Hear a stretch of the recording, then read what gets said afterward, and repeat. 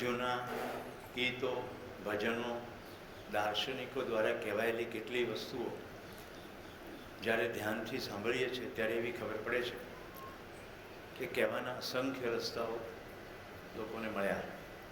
એમને જેટલું જેટલું દર્શન થયું એટલું દર્શન એમણે એ વખતની એમની ભાષામાં, એ વખતે એની સામે જે બેઠા હતા એને ધ્યાનમાં રાખીને લખ્યું.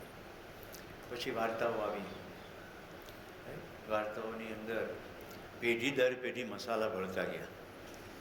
ઓરિજિનલ કંઈક બન્યું હશે, કોઈકે કંઈક કીધું હશે. આપણે ત્યાં શ્રુતિ અને સ્મૃતિ ગ્રંથો છે.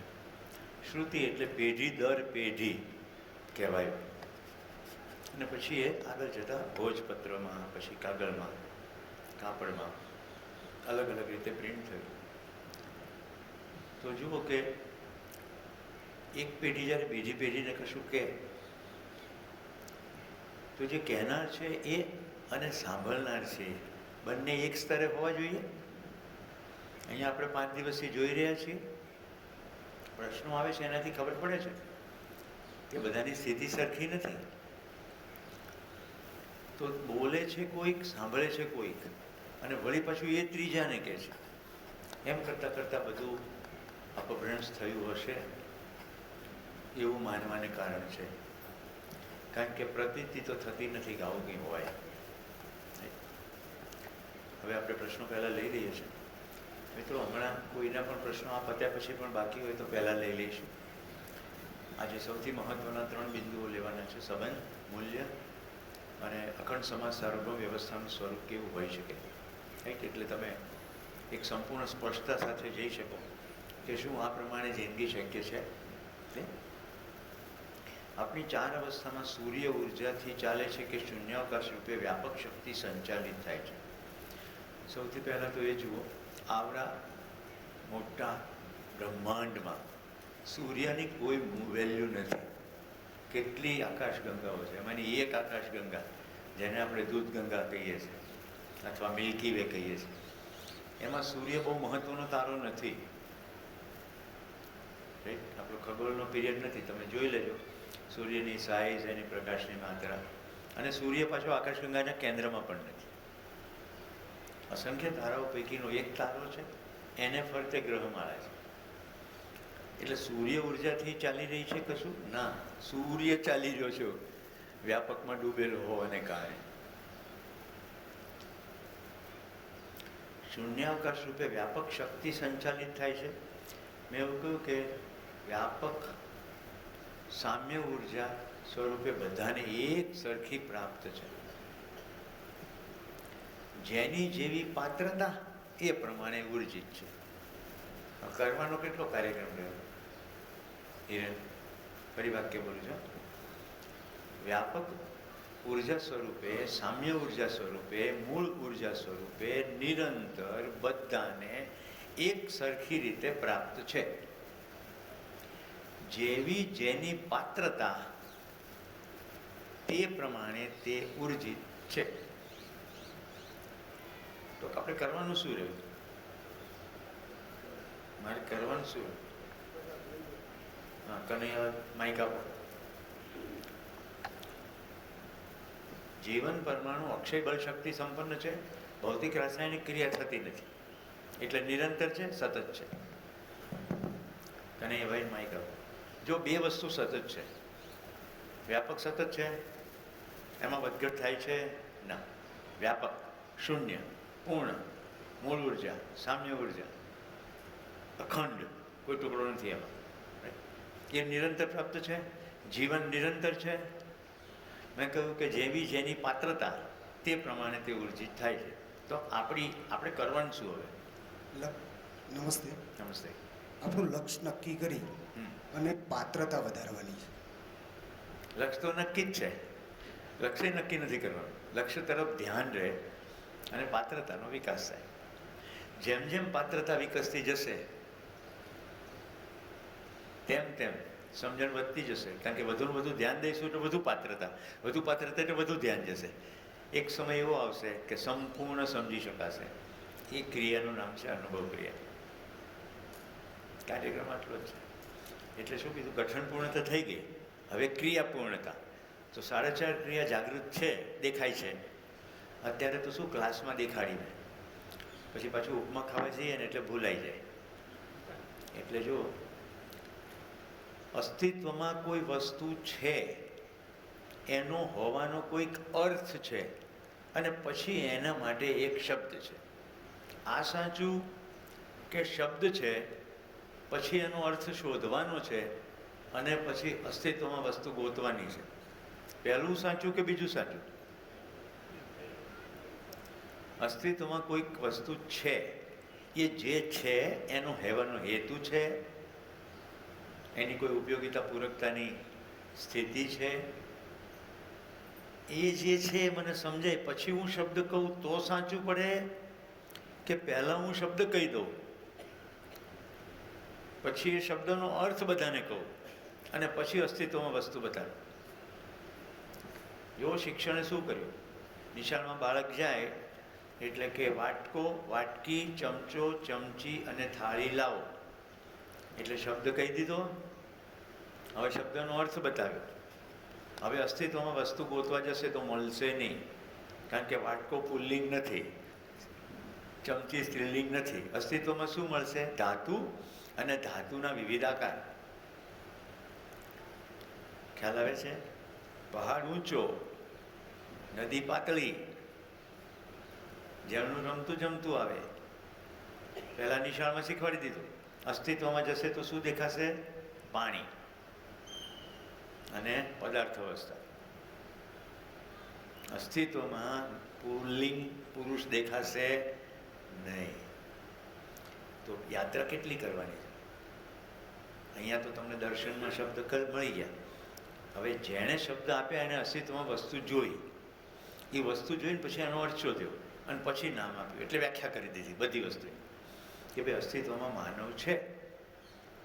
માનવ કેવી રીતે છે? કે અસ્તિત્વની બધી જ અવસ્થાઓ અદ્ભુત રીતે સજેલી છે, ઉપયોગી ને પૂરક. તો માનવમાં કેમ આવું છે? તો કે પશુ ચેતનામાંથી માનવીય ચેતનામાં સંક્રમણ કરવાની સ્થિતિમાં માનવ છે. જેમ લીલમાંથી વૃક્ષનું મોટું ઝાડ થાય કે પદાર્થમાંથી લીલ જેવી પ્રાણકોશિકાઓ બને, એમ ઉત્ક્રાંતિના ભાગરૂપે શરીર બની ગયું છે, પણ હજી સંપૂર્ણ જાણવાની ક્ષમતાનો એને ઉપયોગ કર્યો નથી. તો શું કીધું? અસ્તિત્વમાં માનવ જોયો એટલે માનવની વ્યાખ્યા કરી. મનાકાર કો સાકાર કરને વાલા મન સ્વસ્થતા કા આશાવાદી ચૈતન્ય એકમ. આંગળી મૂકીને બતાવી શકાય ને? હવે માનવ એટલે આવો 780 કરોડમાંથી કોઈ પણ જગ્યાએ માનવ હોય તો આમ જ બેસશે, આની બહાર નહીં.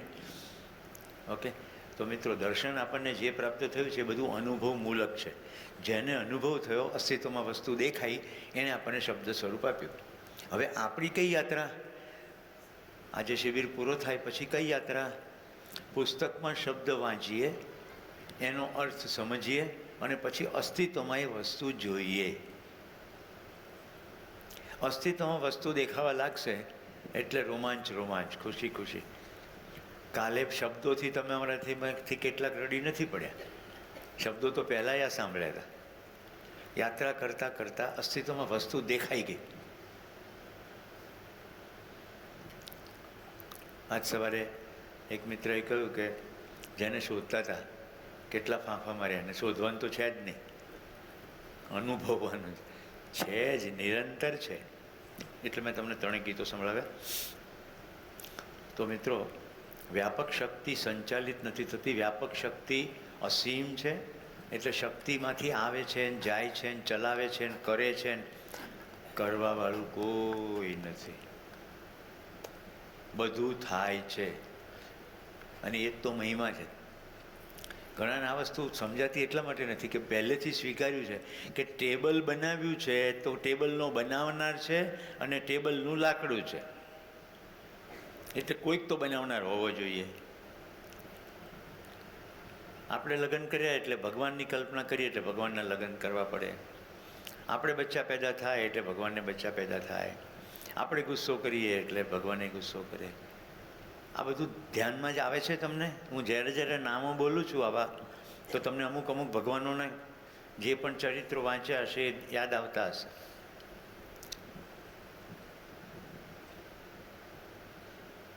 આપણને વાહન જોઈએ એટલે ભગવાનને વાહન આપી દીધા. આપણાથી નથી થતું ઘણું કામ, અને કોઈક કરી દે છે, એ કરવાવાળો ભગવાન છે. આમ આપણી કલ્પનામાં બધું બેઠું, અને પછી આપણે ચલાવી રાખ્યું.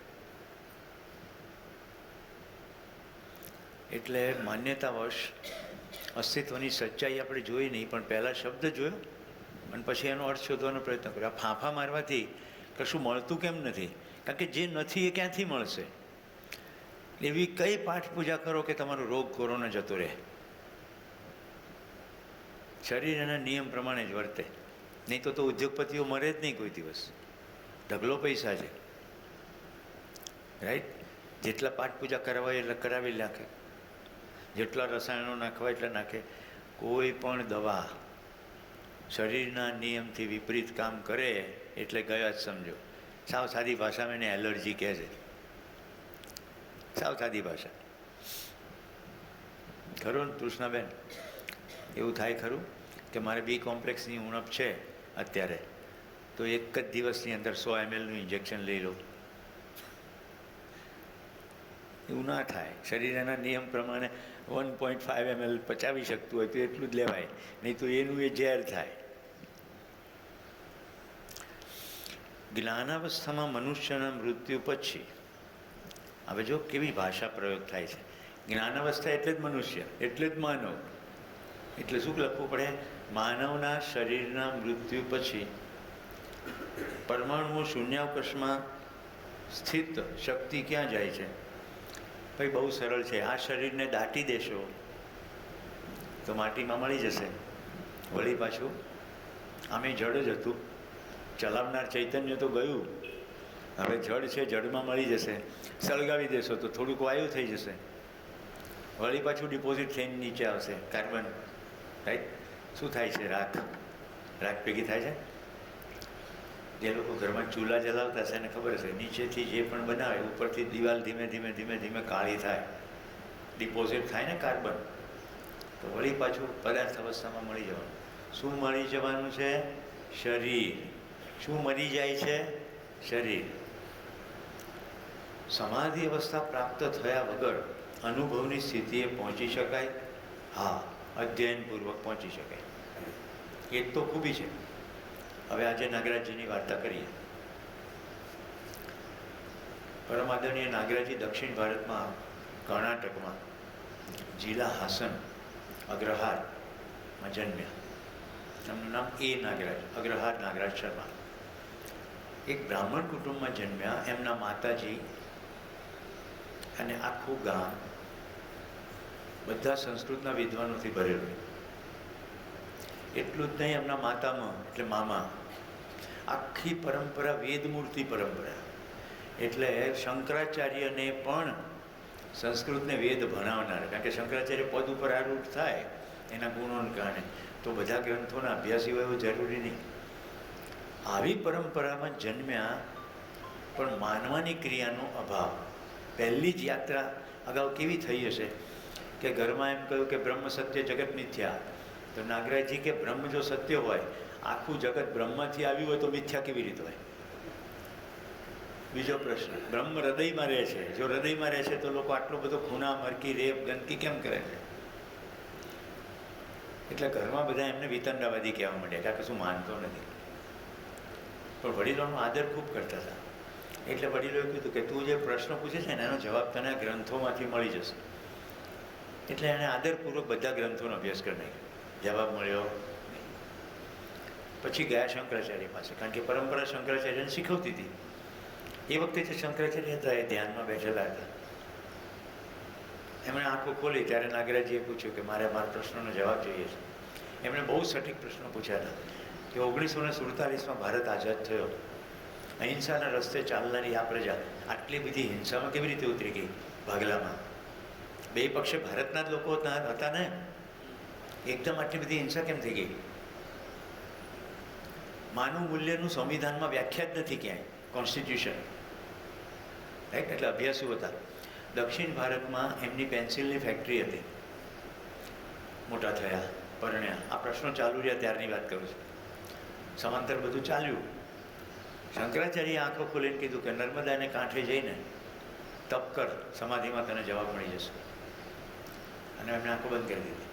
હવે એમણે વિચાર કર્યો, હવે ક્યાં જવું? નર્મદા કેટલી મોટી છે. તો ઉદ્ગમ અમરકંટક જતા રહ્યા. એ વખતે એમણે એમના પત્નીએ ને કહ્યું કે બધી આર્થિક વ્યવસ્થા કરી દીધી છે, મને તો આ પ્રશ્નોનો જવાબ વગર ચેન નથી. શરીર પડી જાય તો ભલે પડી જાય, પણ મને આ સવાલનો જવાબ તો જોઈએ જ કે આ બધું કેમ છે, આખું બધું અસ્તિત્વ, આ બધો પ્રપંચ, આ ડખા, આ માણસ આટલો દુઃખી, આ બધું કેમ છે? તેમના પત્નીએ પ્રશ્ન પૂછ્યો કે તમે કેમ એમ કહો છો? ત્યારે અમરકંટકમાં વાઘ હતા. તો એમણે કહ્યું કે હું સાધના કરવા બેસું અને તને વાઘ ખાઈ જાય તો? એટલે આદરણીય માતાજીએ એવું કીધું કે તમે કયા આધારે કરશો? તમને પહેલાં વાઘ ખાઈ જાય એવું ના બને? એની સ્થિતિ જોઈને એ પણ સાથે આવ્યા. મિત્રો, નાગરાજજી એમના પત્ની સાથે, બાળકો સાથે અમરકંટકમાં સાધના માટે આવ્યા. શ્રી આગમતંત્ર ઉપાસનાની સાધના અંતર્ગત દિવસના 20-20 કલાક સુધી ધ્યાન અને સાધના કરતાં કરતાં ક્રમશઃ સમાધિની દશાએ પહોંચી ગયા. અહીંયા પ્રશ્ન કોઈએ પૂછ્યો છે, સમાધિ સ્થિતિ પ્રાપ્ત થયા વગર અનુભવની સ્થિતિએ પહોંચી શકાય? તો સમાધિની સ્થિતિ શું છે? આપણા દેશમાં જે જૂના દર્શનો છે એમાં પતંજલિ ભગવાનનું યોગ દર્શન છે. અહીંયા જ્યારે ભગવાન કહું છું એટલે હવે તો સમજણ પડી ગઈ ને. ભગવાન, અવતાર, આ બધા વિશેષણો છે માનવ માટે જ વપરાયેલા, પણ આપણે બહુ એને રૂઢ અર્થમાં ઈશ્વર માટે વાપરીએ. તો પતંજલિએ યોગ દર્શન આપ્યું. એના 8 અંગો છે: યમ, નિયમ, આસન, પ્રાણાયામ, પ્રત્યાહાર, ધારણા, ધ્યાન ને સમાધિ. યમ એટલે સોશિયલ કોડ ઓફ કન્ડક્ટ, સત્ય, અહિંસા, અચૌર્ય, અપરિગ્રહ, બ્રહ્મચર્ય. નિયમ એટલે સ્વાધ્યાય, તપ, શૌચ, સંતોષ, ઈશ્વર પ્રણિધાન, પર્સનલ કોડ ઓફ કન્ડક્ટ. તમે સોસાયટીમાં વ્યવસ્થિત રીતે વર્તો તો તમારી ઉર્જા બગડતી અટકી જાય. પહેલી ઉર્જા ક્યાં બગડે છે? નિંદા અને ચુગલી. આણે આમ કર્યું, એણે તેમ કર્યું, એણે આમ કર્યું, એણે તેમ કર્યું. આખી ગેમ ચાલ્યા જ કરે આખો સમય. ભાઈ એણે જે કર્યું મેં શું કર્યું? એટલે સેકન્ડ સ્ટેપ નિયમ છે. સ્વાધ્યાય, મારું અધ્યાય કર્યું. શૌચ, બહારની સફાઈ તો કરીએ છીએ, મનની પણ સફાઈ. કેટલો કચરો કર્યો? કયા કચરાથી હું કેવી રીતે દુઃખી થઉં? દ્વેષ કરશું, દુઃખી થવાના. ક્રોધ કરશું, દુઃખી થવાના. નિયમ છે અસ્તિત્વનો. દ્વેષ, ઈર્ષા, ક્રોધ, ઘૃણા, આમાંનું કશું કર્યું, દુઃખ રોકડું છે જ. તો યમ અને નિયમ. પછી આસન, મેરુદંડ, કરોડરજ્જુ સિદ્ધિ. એક આસન પર બેસો. પછી પ્રાણાયામ, પ્રાણને મનને કનેક્શન છે. તમે શ્વાસ ઉપર ધ્યાન લઈ જાઓ તો મન શાંત થશે. પ્રાણાયામ. પછી પ્રત્યાહાર, 5 ઇન્દ્રિયો આહાર કરી રહી. મોઢેથી ખાઈએ છીએ, સ્વાદ, કાનથી, આંખથી, આ બધું ખબર પડી ગઈ ને. 5 ઇન્દ્રિયો આહાર કરીએ છીએ, પછી શું મનમાં થાય છે એને ધ્યાનમાં રાખીને પ્રત્યાહાર, ચેક. કે પાણીપુરી ખાવાનું મન થયું, નથી ખાવી, ચેક. પ્રત્યાહાર, ખાવાનું બંધ નથી કરવાનું. ખાતા ખાતા એની સાથેની લોલુપતા, એના વગર તો રહેવાય જ નહીં. તૃપ્તિનો આઈસ્ક્રીમ ખાવા 40 કિલોમીટર ગાડી ચલાવવી પડે, એવી પકડ આવી જાય તો પ્રત્યાહાર. આવું કરતાં કરતાં આપણી ભટકતી તમામ ઉર્જા બહારને અંદર ધીમે ધીમે ધીમે અંતર નિયોજન થવા માંડે ઉર્જા. એટલે ધારણા. કોઈ મૂર્તિ, કોઈ પ્રતીક, કોઈ દીપક. ધારણા કરતાં કરતાં એક સ્થિતિ એવી ઘટે કે જેમાં ધ્યાન થઈ જાય, પોતાનો અહેસાસ થવા લાગે, હું છું. સમાધિ દશામાં યોગ દર્શન એવું કહે છે કે સમાધિ દશામાં ઈશ્વરનો અહેસાસ થઈ જાય, તમામ પ્રશ્નો શમી જાય. નાગરાજજી સમાધિએ પહોંચ્યા અને પછી સમાધિમાંથી બહાર આવ્યા પછી એમણે કીધું કે સમાધિમાં વિચારની પ્રક્રિયા ચૂપ થઈ જાય છે, પણ પ્રશ્નો તો ઊભા ને ઊભા જ રહ્યા. પ્રશ્નોનો હલ મળ્યો નહીં. પછી એમણે યોગ દર્શનમાં સંયમ નામની ક્રિયા છે. ધારણા, ધ્યાન ને સમાધિ, એ 3 અંગ છે. એને એમણે ઉલટાવી દીધા. સમાધિ, ધ્યાન અને ધારણા. આપણા માટે તો બધા શબ્દો જ છે. આ 3ને ભેગા કરીને એમણે સ્પેસ, અવકાશ, ખાલી જગ્યા ઉપર સંયમ કર્યો. અને સંયમના ફલ સ્વરૂપે એમની સામે અસ્તિત્વ ઉઘડી ગયું, જે આ 4 દિવસથી તમારી સામે પૂરી રહ્યો છે.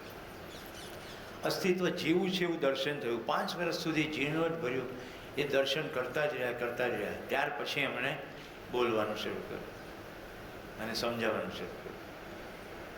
20 વર્ષની સાધના, 2000ની સાલમાં આ મધ્યસ્થ દર્શન લોકોની સમક્ષ આવે. હવે મુદ્દો એ આવ્યો કે જવાબો બધા મળી ગયા, તમને પણ મેં આપ્યા જ છે. શબ્દ પ્રમાણ નહીં, વાક્ય પ્રમાણ નહીં, શાસ્ત્ર પ્રમાણ નહીં, આચરણ જ પ્રમાણ. તમે સમજ્યા છો એનું પ્રૂફ શું? તમે જીવવા માંડો. અને એવી પણ ખબર પડી ગઈ સદીઓથી બોલતા આવ્યા, સમાજમાં તો કંઈ ફેર પડ્યો નહીં. આટલા પુસ્તકો લખ્યા, કંઈ ફેર પડ્યો નહીં. આખી પ્રજા માર્કેટ ઉપર આવી ગઈ. હું આદરણીય નાગરાજજીને પ્રથમવાર મળ્યો ત્યારે ત્યાં બધા જે હતા એને મારો પરિચય કરાવ્યો કે એ સુરેશભાઈ ગુજરાત સે આયા હૈ. એમનું પહેલું સ્ટેટમેન્ટ હતું, આપને ઇતની જલ્દી ગાંધીજી કો ભુલા દિયા, ઇતની જલ્દી ગાંધીજી કો ભુલા દિયા. ગોધરા થયું હતું ને, સમજાય છે? તો 2012ની સાલમાં હું બાબાજીને મળ્યો.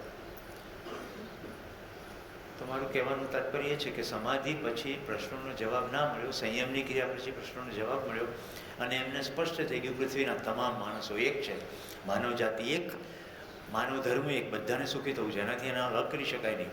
સ્ત્રી પુરુષ કેવળ શરીરો છે, ચલાવનાર જીવન છે ને જીવન પરમાણુ સ્વરૂપમાં સતત છે, મળતું નથી. આટલું સ્પષ્ટ થઈ ગયું એટલે સમગ્ર માનવ જાતિના કલ્યાણ અર્થે એમણે એવું સ્પષ્ટ કહ્યું કે બધા સમાધિ કરી શકશે નહીં. તો આ સવાલનો જવાબ છે, સમાધિ અવસ્થા પ્રાપ્ત થયા વગર અનુભવની સ્થિતિએ પહોંચી શકાય? તો હા, અધ્યયનપૂર્વક પહોંચી શકાય. કારણ કે માનવની એક ક્ષમતા છે, એ જોતો જાય, ધ્યાન દેતો જાય તો ક્રમશઃ અનુભવની સ્થિતિએ પહોંચી જાય. નમસ્તે. નમસ્તે. જ્યારે આપણા દેશમાંથી 1947માં ભાગલા પડ્યા એ વખતે બહુ હિંસા થઈ હતી. એ વખતે ગાંધીજી તો હતા જ. ગાંધીજી હિંસા ઠારવા નોઆખલીમાં ગયા હતા, કલકત્તા પાસે. એટલે જ્યારે તિરંગો ફરકાવવામાં આવ્યો ત્યારે ગાંધીજી દિલ્હીમાં નહોતા, ત્યારે નોઆખલીમાં હતા, કલકત્તા તરફ. ભાગલા થયા એટલે બહુ મોટે પ્રમાણે મારકાટ હતી. અને ગાંધીજીનું ચરિત્ર એટલું ગ્રેટ હતું કે એમના ઉપવાસ પર બેસવા માત્રથી ત્યાં હિંસા બંધ થઈ ગઈ. એ તમે ગાંધી ફિલ્મમાં જોઈ શકો. બહુ સરસ ચિત્રણ કર્યું છે. સુહરાવર્દીએ કબૂલાત કરી કે મેં જ આ બધું ભડકાવ્યું હતું અને હવે હું શાંત કરી દઉં. પ્રશ્ન, સમગ્ર અવસ્થાઓ શૂન્યાવકાશમાં સ્થિત શક્તિ સાગરમાં ડૂબેલી છે, તો પદાર્થો જળ કેમ છે? શરીર કેમ થાકે છે? શૂન્યાવકાશમાં બધું સ્થિત છે ને બધું ઉર્જિત છે. પદાર્થો જળ કેમ છે? અરે જળ પણ છે અને ચેતન પણ છે. આપણે બધા ચેતન નથી. પદાર્થ અવસ્થા છે, પ્રાણ અવસ્થા છે, જીવ અવસ્થા છે, જ્ઞાન અવસ્થા છે, બધું જ છે, ખાલી જળ નથી. હવે જે ભાઈએ લખ્યું છે કે પદાર્થ જળ કેમ છે, તો એમને ખાલી પદાર્થને ઠોસ જોવે છે. તમને એમ લાગે છે કે આ પદાર્થ સ્થિર છે. થોડુંક વિજ્ઞાન ભણો એટલે ખબર પડશે કશું જ સ્થિર નથી. પરમાણુના સ્તરે અંશોની ગતિ સતત છે. આ મારી આંખમાં સ્થિર દેખાય છે, બાકી અંદર તો કંપન ચાલી રહ્યું છે. આ ભેગું કેમ છે? અસ્તિત્વમાં એક પણ વસ્તુ બીજી વસ્તુને અડતી નથી, નિશ્ચિત દૂરીથી જ ઓપરેટ થાય છે. પ્રભાવ ક્ષેત્ર છે. આને જોડનારું આ પ્રત્યેક પરમાણુનું એવું સંયોજન છે કે આ પ્રભાવ જ્યાં સુધી છે ત્યાં સુધી જોડાયેલો છે. પ્રભાવ ક્રમશઃ બદલાતો જશે, કારણ કે પદાર્થ અવસ્થામાં સંગઠન વિઘટન એનો સ્વભાવ છે. એટલે થોડા વર્ષો પછી આવો નહીં હોય. આ સ્ટેનલેસ સ્ટીલ છે એટલે એને વાર લાગશે, પ્લાસ્ટિકને ઘણા વર્ષો લાગશે, લોખંડ સાદું હશે તો કટાઈ જશે. આ સમજાય છે ને? ગમે એવો પેઇન્ટ વાપર્યો, ગમે એટલું ચણતર કર્યું, સંગઠન વિઘટનની પ્રક્રિયા ક્રમશઃ એ વિઘટિત થઈ જ જશે. એટલે જળ, જેને જળ કહીએ છીએ આમ જુઓ તો એ જળ નથી. જળ એટલે સ્થિર નથી, કશું સ્થિર નથી. એટલે બેઝિક ક્રિયા ગતિશીલતા. શરીર કેમ થાકે છે? ભાઈ બાયોકેમિકલ કમ્પોઝિશન છે. આપણા સ્નાયુઓ અને જે કંઈ તંત્ર કામ કરે છે એના માટે એને ઉર્જા જોઈએ છે, જે મૂળ ઉર્જામાં હોવાને કારણે ગ્લુકોઝ દ્વારા પ્રાપ્ત થાય, દહનની ક્રિયા. એટલે જ્યાં સુધી એ એટલું ઉર્જાનું લેવલ છે ત્યાં સુધી શરીર કામ કરશે, પછી થાકશે.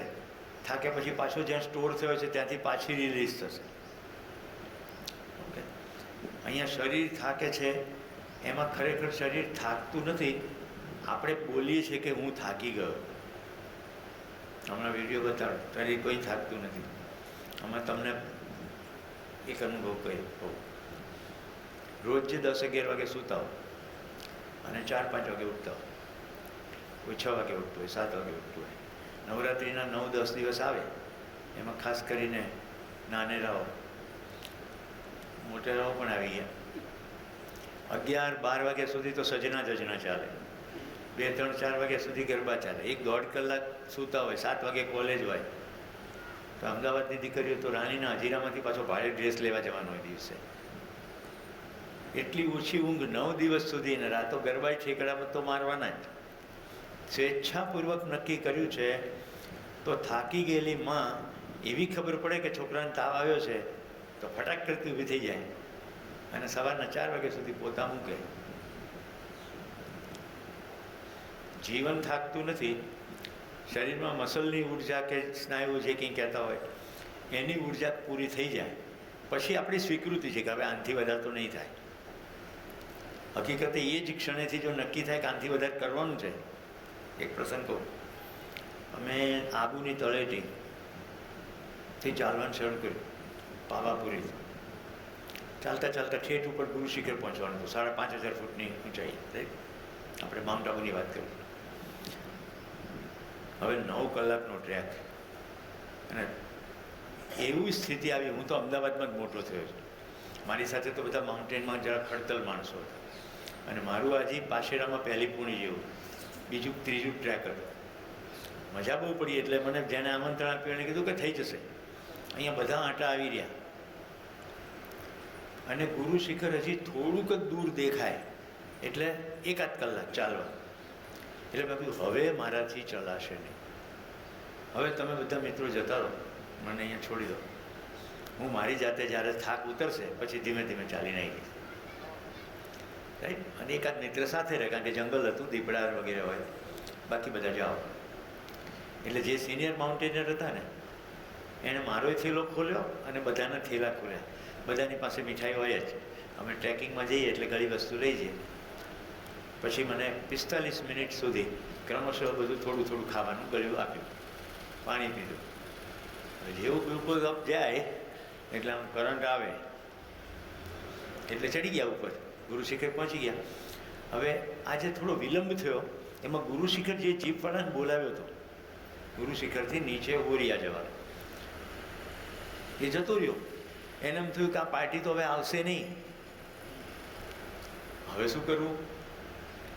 તો મિત્રો ગુરુ શિખરથી ઓરિયા પાછા ઉતરી ગયા. એ દિવસે મને સ્પષ્ટતા થઈ ગઈ કે મારી સ્વીકૃતિ હોય તો હું શરીર પાસેથી કામ લઈ જ શકું છું.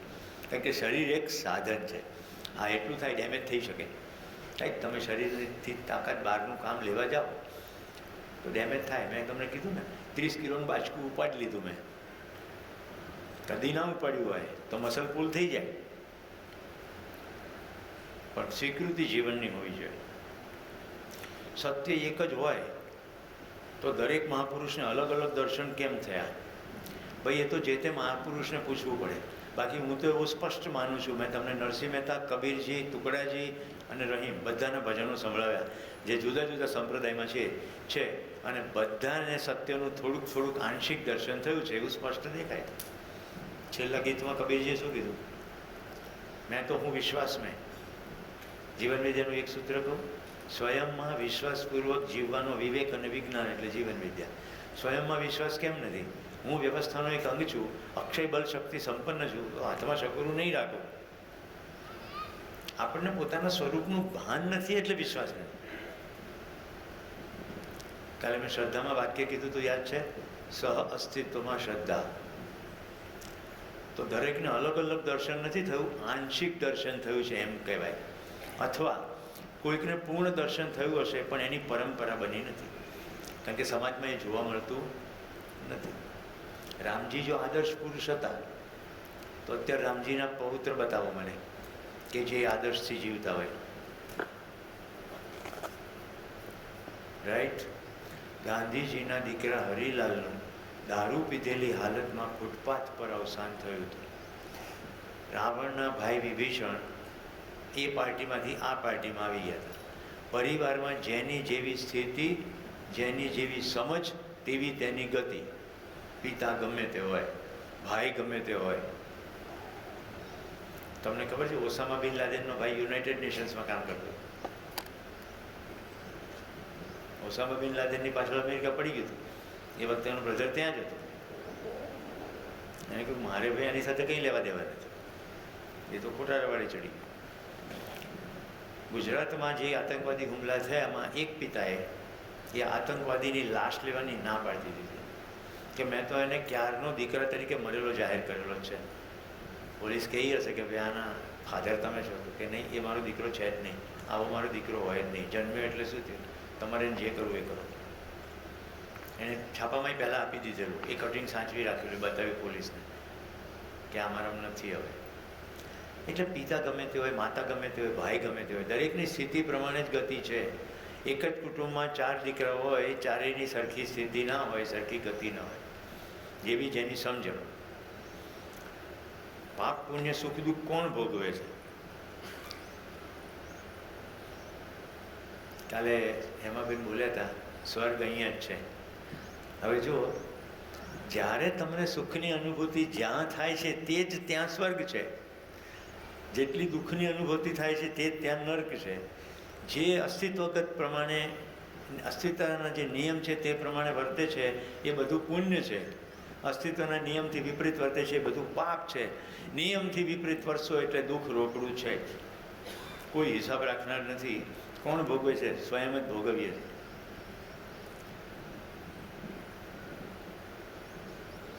કોઈકની સાથે ભલાઈથી વર્તીએ અને હૃદયમાં ખુશી થાય એનું ભોગવે છે કોણ? આપણે પોતે. જેની સાથે તમે ભલાઈ કરો એનું તો ધ્યાન ના હોય એવું બને, એ તો ક્યાંક ટાપડિયા મારતું હોય.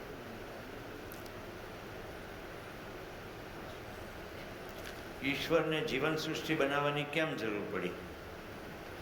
પ્રાચીન દર્શન એમ કહે છે કે એકાકી ન રમતે, એકલો એકલો મજા ના આવી એને, એટલે એકમાંથી અનેક થઈ ગયો અને પછી પોતે જ પોતાની સાથે ખેલ કરે.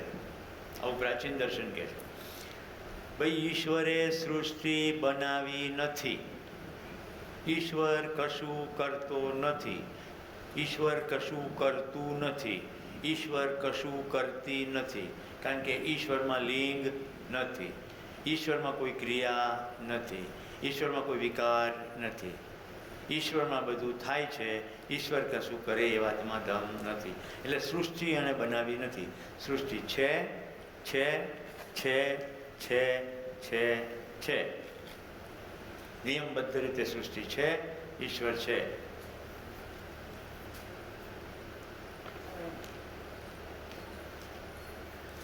દેહ ઘટે છે, દેહ છૂટે છે ત્યારે આત્મા ક્યાં જાય છે અને શા માટે નીકળી જાય છે? જીવન શરીરને ત્યાં સુધી જ ચલાવે છે જ્યાં સુધી એ ચલાવવા લાયક હોય. આ હિરેન સ્કૂટર ત્યાં સુધી જ ચલાવે છે જ્યાં સુધી એ ચલાવવા લાયક હોય, પછી એ સ્કૂટર ભંગારમાં આપી દે છે. જીવન આ સ્કૂટર ત્યાં સુધી ચલાવે છે જ્યાં સુધી એ ચલાવવા લાયક હોય, પછી છોડી દે છે. અને જ્યાં સુધી એને એમ લાગે છે કે ચલાવવા લાયક છે ત્યાં સુધી છોડતો નથી. મારા ફુવા 17 વર્ષ પેરાલિટિક કન્ડિશનમાં રહ્યા હતા. સ્ટીફન હોકિંગ, કેટલું મોટું મિશન હતું એની પાસે કે આખા બ્રહ્માંડના બધા રહસ્યો ઉજાગર કરવા. સ્ટીફન હોકિંગે મરતા પહેલાં સ્પષ્ટ કહ્યું છે કે તમે જે ઈશ્વરની કલ્પના કરી છે એવું ઈશ્વર આખા બ્રહ્માંડમાં ક્યાંય નથી. હમણાં કોઈ દાર્શનિકનું વાક્ય વાંચ્યું, કયો મૂર્ખો છે જેણે એમ કીધું કે ઈશ્વર બધું બનાવે, કે જેણે આખી માનવ જાતની પથારી ફેરવી નાખી.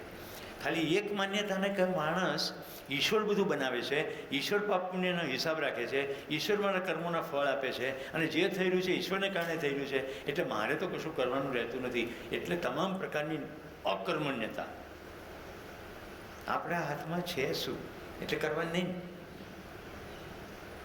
જેવી ખબર પડે કે મારા ભાગ્યનો વિધાતા હું જ છું, મારી જિંદગીનો રચયિતા હું જ છું, નિયમ પ્રમાણે કરીશ તો સુખ છે, સ્વર્ગ છે, નહીં તો દુઃખ છે, નર્ક છે, તો હું કંઈક કરું ને. હવે હું માંદો પડું, ઈશ્વર તો મને સાજો કરી જ દેશે, કારણ કે આપણે આ શરીર યાત્રામાં કશું ખોટું કર્યું નથી. એટલે પછી આદમી અચ્છા થાય, શ્રદ્ધાંજલિ આવી જાય. માંદો પડે દવા લેવી જ પડે, અને એના માટે જે નિષ્ણાંત હોય એની પાસે જવું પડે. સોમભાઈ બરાબર બોલું છું? કોઈ પૂજાપાઠ કરવાથી રોગ થતો હોય, આપણે છે ને દંભી પ્રજા છીએ, એક તરફ પૂજાપાઠ કરવાનો, રોગ થાય તો ભગવાનને જવાબદાર ઠેરવવાનો નહીં, મટી જાય તો એને ઠેરવવાનો, અને ડૉક્ટર પ્રત્યે વાંધાઓ કાઢવાના.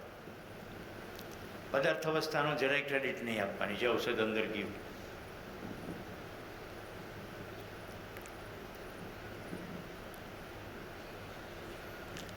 આત્મા ક્યાં જાય છે? કશે જતો નથી, અસ્તિત્વમાંથી કશું બહાર કાઢી શકાય નહીં, એક જ ગુંઠ. અને શા માટે નીકળી જાય છે એનો જવાબ મેં આપ્યો.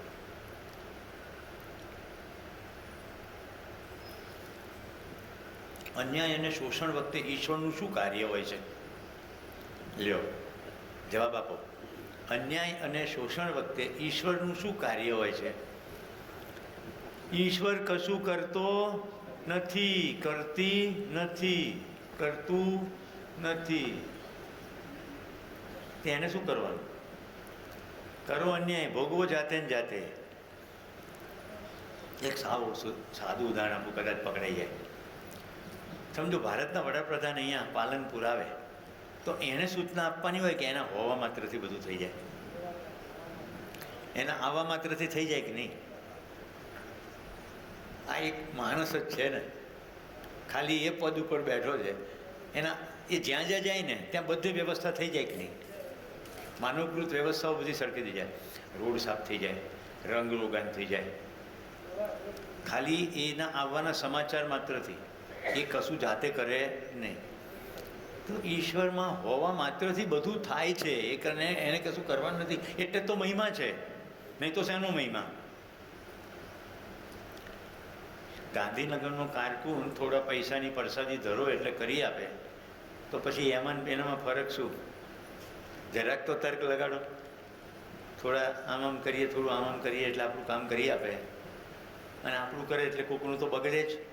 મેન ઉત્પલ બે જણે નિશાળની મંજૂરી માંગી હોય, અને હું એક સ્પેશિયલ ભગવાન પાસે જઈને થોડા મસ્કા મારી આવું કે આપણી મંજૂરી કરાવી દેજો, અને શિક્ષણ ખાતાની અંદર એક સ્કૂલની જોગવાઈ હોય.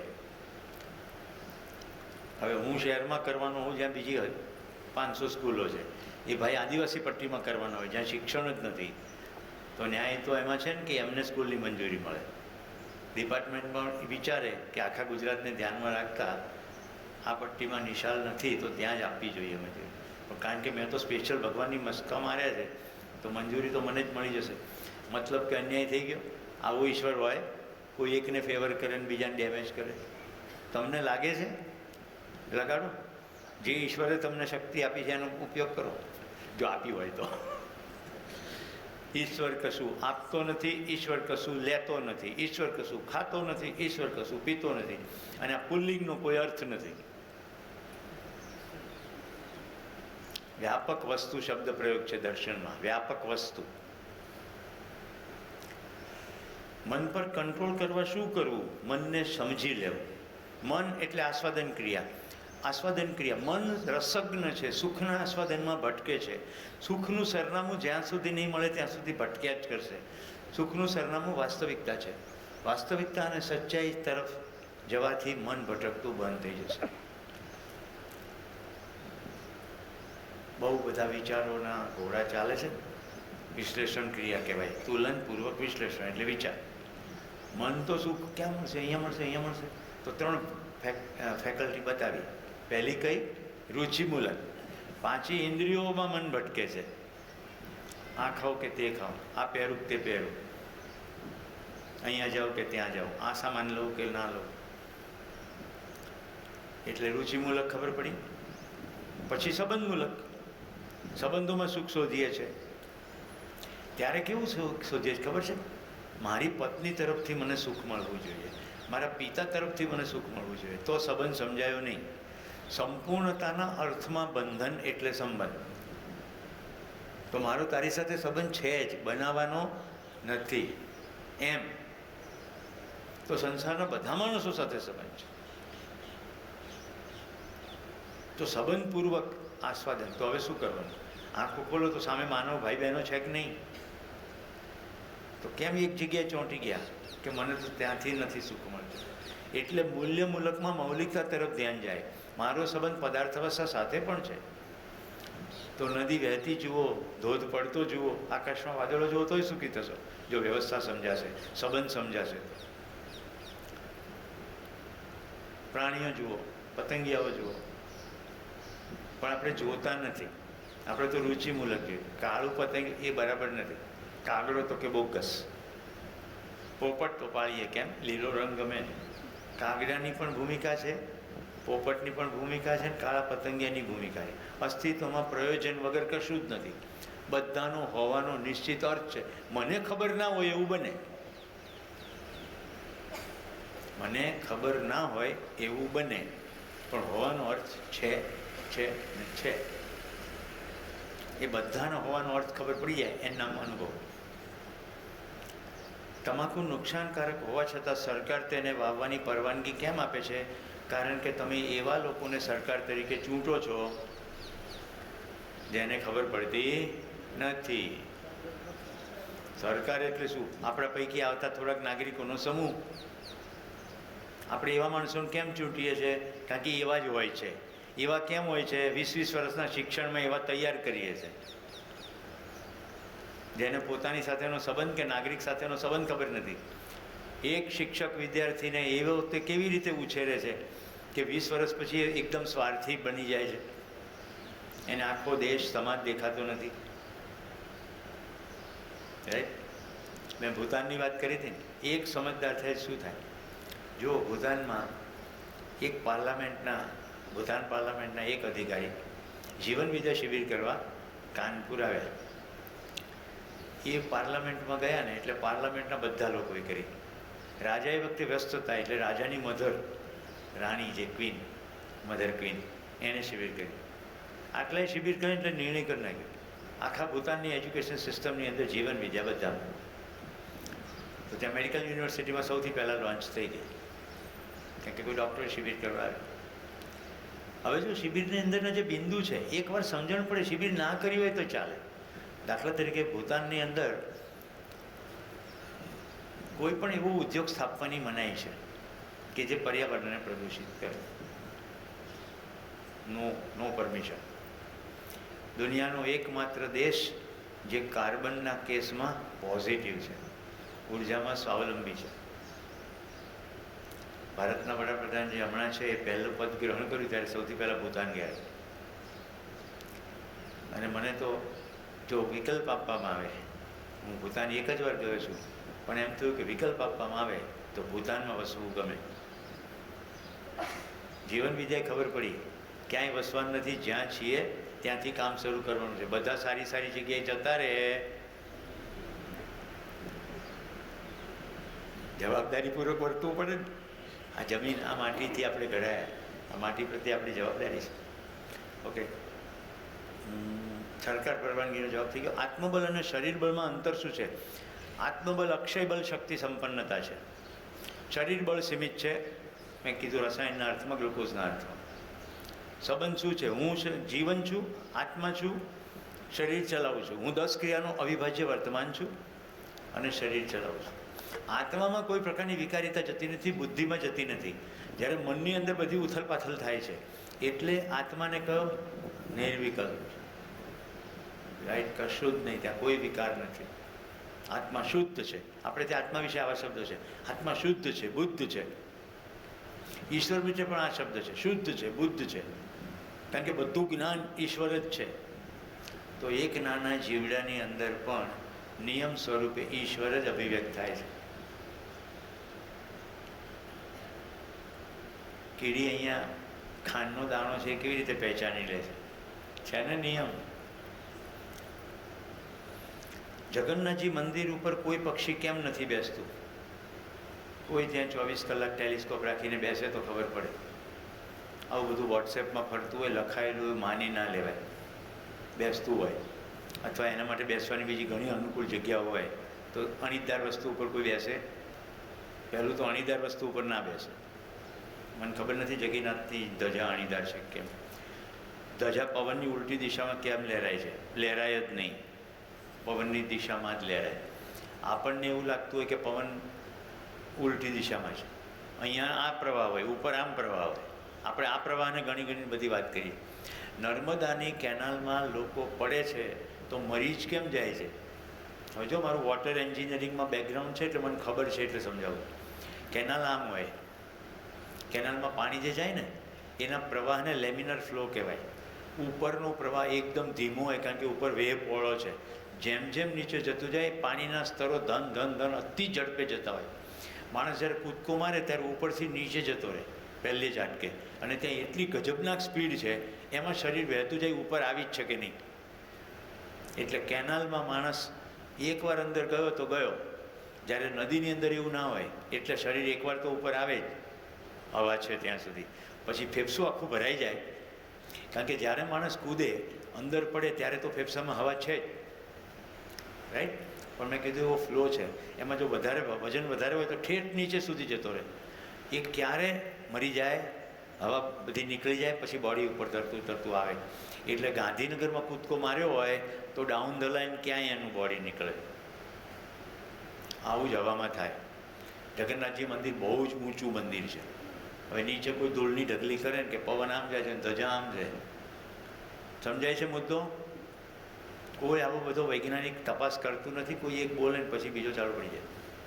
પ્રયાગમાં જજો, પ્રયાગમાં અલકનંદા, ભાગીરથી બધી નદીઓ મળે, દેવપ્રયાગ વગેરે. પ્રયાગમાં તમે ઉપરથી જોઈ શકો. સદભાગી રોડે એવી રીતે છે, એક તરફથી નદીનું પાણી કાળાશ પડતું છે, કાલી ગંડકી કે. હવે જે જગ્યાએથી નદી આવે એમાં જેવી રેતી હોય એ પ્રમાણે. અમે લોકો કેમ્પિંગ કરીએ તો બિયાસ નદીના પાણીને જોઈને કહી શકીએ કે શું થયું. પાણી જો ડોળું હોય તો સમજણ પડે કે ઉપર સ્નોફોલ નથી થયો, બલકે ખૂબ તડકો પડ્યો છે. તડકો પડ્યો છે, સ્નો ઓગળ્યો છે અને માટીને સાથે લઈને વહી રહ્યો છે. સ્નો પડ્યો હોય, તડકો ન પડ્યો હોય, પાણી ચોખ્ખું કાચ જેવું હોય, માટી હજી મળી નથી, એવું છે. આમાં કંઈ જાદુ નથી. હવે કોઈ એનું એવું અર્થઘટન કરે કે ફલાણા ભગવાનને ત્યાં નવડાવે એટલે પાણીનો રંગ બદલી જાય છે. જીવન કઈ રીતે ગર્ભ નક્કી કરે છે? જેવો નિષ્કર્ષ, ગર્ભ જ નહીં, અત્યાર સુધી જેટલી શરીર યાત્રા કરી હમણાં આ શરીરમાં, એમાં જેટલી કંઈ અનુભૂતિઓ કરી એના નિષ્કર્ષના આધારે નેક્સ્ટ નિર્ણય થાય છે. મેં એક પ્રશ્ન પૂછ્યો હતો કે તમે ગયા અઠવાડિયે શું ખાધું હતું, યાદ છે? પણ નિષ્કર્ષ છે ને કે ખાવું પડે. આટલા વર્ષોથી ખાતા આવ્યા છો, શું નિષ્કર્ષ છે? ખાવું તો પડે. એટલે સમયે સમયે ગમાણ શોધીએ છે ને, ખાવાની જગ્યા શોધીએ જ કે નહીં? શિબિર સ્થળ ક્યાં છે એ ખબર પડે કે ના પડે, પણ ઉતારો મળ્યા પછી જમવાની જગ્યા તો તરત ખબર પડી જાય, રાઈટ?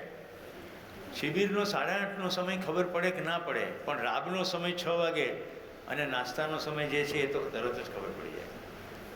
એટલે નિષ્કર્ષપૂર્વક જીવન આગળ ગતિ જ્યાં સારી થાય એ જગ્યાએ શરીર ધારણ કરવા માટે એ ગર્ભ પસંદ કરે છે. એ વખતે જેટલા ગર્ભ ઉપલબ્ધ હોય એનું નિષ્કર્ષ શું છે? આ ગર્ભમાં જઈશ તો આ માતા પિતાના આવા વલણથી મને આગળ યાત્રા કરવાનું અનુકૂળ થશે. એટલે તમારા ઘરે આવેલ બાળક કેવી આશા લઈને આવ્યું છે? મારી આ પરિવારમાં સમજણની આગળ યાત્રા થશે. તો માતા પિતાની શું ફરજ થાય? જે સંભવિત માતા પિતાઓ છે સાંભળજો, પહેલાં પોતે સમજદાર થઈ જવું પડે કે નહીં? ગર્ભ સંસ્કારમાં બીજું કશું નથી, બાળકને આમંત્રણ જ આપવાનું છે. Welcome, right? પધારો અમારે ત્યાં. શ્રેષ્ઠતમ સગવડો પૂરી પાડવામાં આવશે સમજણ માટેની. સગવડો એટલે ઓપોર્ચ્યુનિટી, સુવિધા નહીં. 700 થી 750 ને 780 વધે છે. કઈ રીતે? અસ્તિત્વમાં નિયમ છે, આમ આમ જન્મે છે ને આમ આમ મરે છે. વ્યવસ્થાના ભાગરૂપે જેટલા શરીરોની જરૂર હશે એટલા શરીરો જન્મશે, એટલા જીવનો એને કહેશે. ક્યારે કયો ગઠન પૂર્ણ થયો કોઈ ના કહી શકે. સંખ્યાનો વધારો જ થાય છે એવું નહીં. વૈજ્ઞાનિકો સ્પષ્ટ રીતે કહે છે કે આટલું આટલું વધતા પછી અટકી જશે, કારણ કે પછી જન્મદર ને મૃત્યુદર સરખા જેવો થઈ જશે. પણ તમે જુઓ, ક્યાંક વસ્તી વધે છે અને એક સપાટામાં છાપ થઈ જાય, એવું તો જુઓ છો કે નહીં? પ્રકૃતિ દત્ત જેટલી આવશ્યકતા હશે એ કોઈ નક્કી ના કરી શકે. એ ખાલી જાગૃત વ્યક્તિ કહી શકે એવું કે કેવું શું થશે, કારણ કે એના અસ્તિત્વ પારદર્શી છે એટલે દેખાય કે આમ થવાથી આમ થશે, આમ થવાથી આમ થશે, બાકી ખબર ના પડે. મલ્હાર રાગ ગાવાથી વરસાદ આવે, મલ્હારની ખબર નથી, પણ ધ્વનિનું આખું વિજ્ઞાન છે, ફોનેટિક્સ કહેવાય. ધ્વનિની બીજા પદાર્થો ઉપર અસર છે. તમે ફિઝિક્સ લેબોરેટરીમાં રેઝોનન્સ ભણ્યા હશો. એક ગોળ આમ લટકાયો હોય, બીજો ગોળ અહીંયા લટકાયો, આ હલાવવા માંડો ને થોડી વાર પછી આ હલવા માંડે, જ્યારે કે બંને જોડાયેલા નથી. રાઈટ?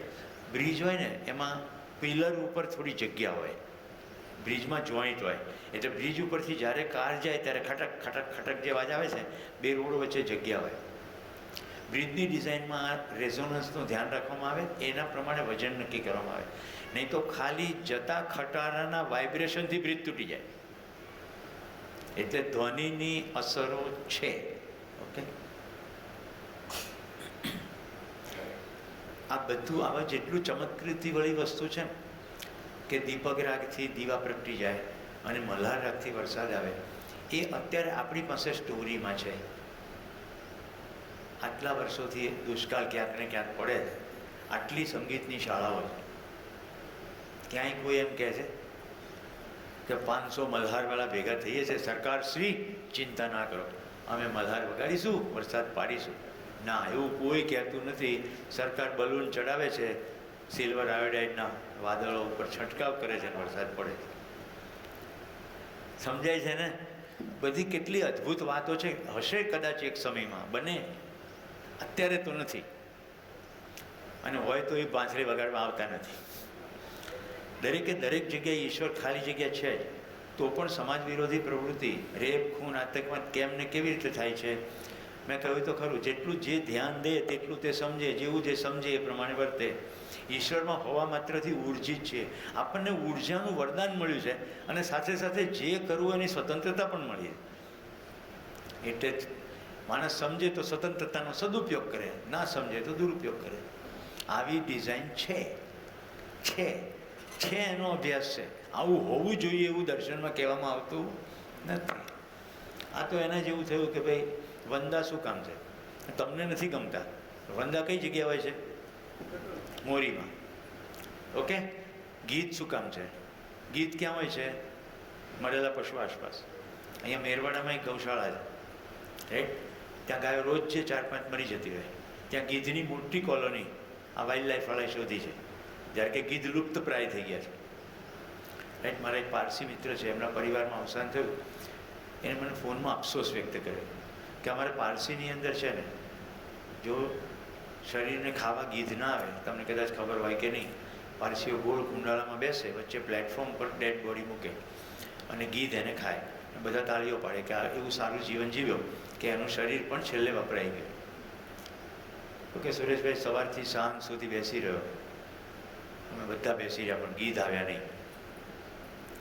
મિત્રો, ભેંસ અને ગાયોના દૂધ વધારવા માટે અત્યારે મને રસાયણ યાદ નથી, પણ ડાયક્લોફેનેક જેવું કોઈક રસાયણ છે, એના ઇન્જેક્શન આપવામાં આવે છે જેથી એની અંદર દૂધ વધે. એવું શરીર જ્યારે મરી જાય છે અને ગીધ એને ખાય છે ત્યારે ગીધ મરી જાય છે. એટલે ગીધ મોટા પાયે સાફ થઈ ગયા છે. મારી ઉંમરની આજુબાજુના જે લોકો છે એને ખબર હશે કે નાનપણમાં ઉનાળામાં આકાશમાં હંમેશા સમડીઓ અને ગીધ ઉડતા જોવા મળતા, હવે જોવા મળતા નથી. હવે કોઈ એમ કે ભૂંડ શું કામ છે, ગીધ શું કામ છે, વંદા શું કામ છે, ઉદય શું કામ છે? કારણ કે મને ગમતા નથી. એવું થોડું છે. ઉદય જોઈને સમજણ પડવી જોઈએ, ઉદય જોઈને દુઃખ નહીં થવું જોઈએ. ઉદય સૂકું લાકડું ખાશે, સૂકા પત્તા ખાશે. હું લવકુમાર ખાચરના ઘરે ગયો હતો, બહુ સારા પર્યાવરણવિદ, એક સમયના હિંગોળગઢના રાજવી. એમના ક્યારાની અંદર એ સૂકા પત્તા આમ નાખતા હતા. મેં કીધું આમ કેમ કરો? તો કે ઉદયને નાસ્તો આપું છું.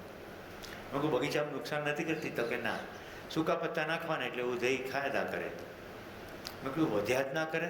તો કે ના, એક સમય પછી વધવામાં નિયંત્રણ આવી જાય, વધતું જાય પછી મૃત્યુ પણ થાય, એ ક્રમ નિશ્ચિત છે. એટલે બગીચાનો કોઈ પણ કચરો બહાર ફેંકાય નહીં, એ પોતાના બગીચામાં જ રહેવો જોઈએ. પ્રકૃતિની અદ્ભુત વ્યવસ્થા છે. ઉદય છે, પછી ઉદયને ખાનારા મોટા જીવડા પણ આવે, એને ખાવા માટેના પક્ષીઓ પણ આવે. આવું બધું સેટ થઈ જાય. સુધાબેને રણમાં ભજાવમાં મિયાવાકી ફોરેસ્ટ કર્યું, તો ત્યાં એટલા બધા પક્ષીઓ આવી ગયા છે. પ્રકૃતિમાં વ્યવસ્થા છે. શાસન કોઈને સ્વીકાર્ય નથી, તો શું આપણે પોતાની ઉપર પણ શાસન નહીં કરવાનું? તો પછી નિયમિતતા કે શિસ્તમાં પોતાને કઈ રીતે લાવી શકાય? સરસ ક્વેશ્ચન. સ્વતંત્રતા. સ્વની સમજણ પડે તો સ્વના તંત્રમાં જે કરવાનું થાય આપણે કરીએ, સ્વથી કરીએ, કોઈ કે એટલે ના કરીએ, તો સ્વતંત્રતા. આવા સ્વતંત્ર માનવો ભેગા થઈને જે સમાજની રચના કરે એને કહેવાય સ્વરાજ્ય.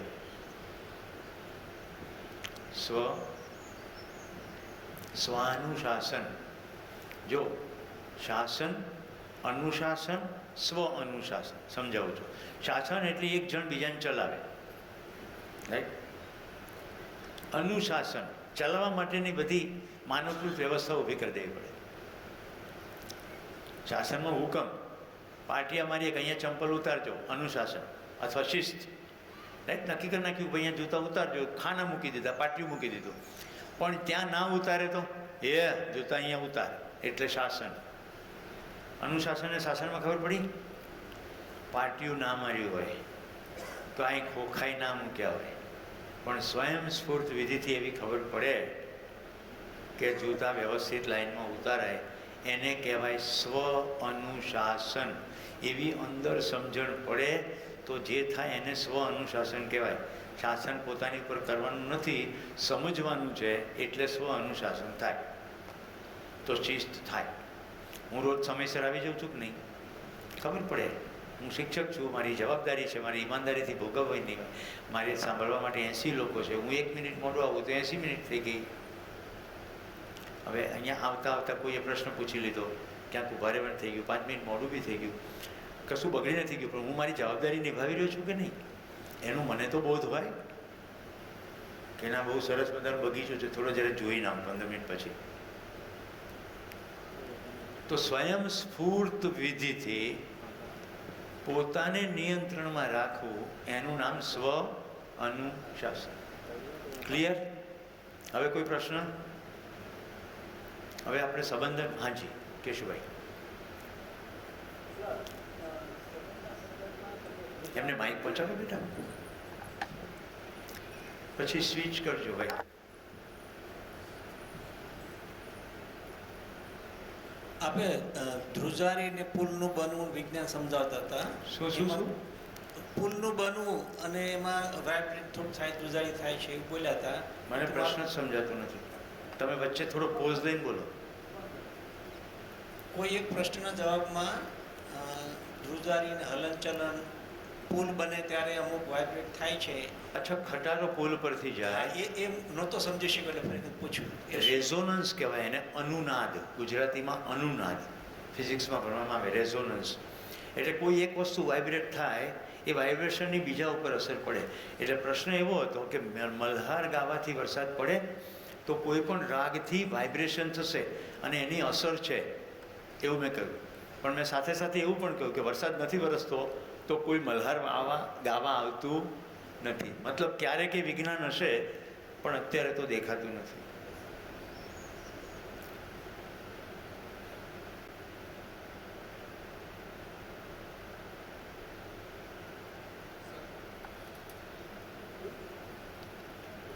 Sir, 1 minute. આ લાઈટો બંધ થઈ શકે? જે મુદ્દો નીકળ્યો હતો, શરીર થાકવું ને હું થાકવું, અક્ષય બળ શક્તિ સંપન્નતાનો એક વિડીયો બતાવું છું. આ દીકરીનું નામ છે પલક. જન્મથી એને એક હાથ નથી. My name is Palak Kohli and I'm an international para-badminton athlete. Volume આપજો. I have transformed my disability into a super ability. Even if the world says that it's not possible, but you have to say it's possible and I'll show that. Just 18 years old, Palak is the only Indian badminton player to have qualified in 3 categories for the Tokyo Paralympics. She was born with an underdeveloped arm. anybody who sees me for very first time always asks me ki, what has happened to your hand? I used to say by birth. When I was a child, I didn't even knew what is the meaning of the word by birth. But I knew that I have to say this word. I never thought of taking any sports professionally.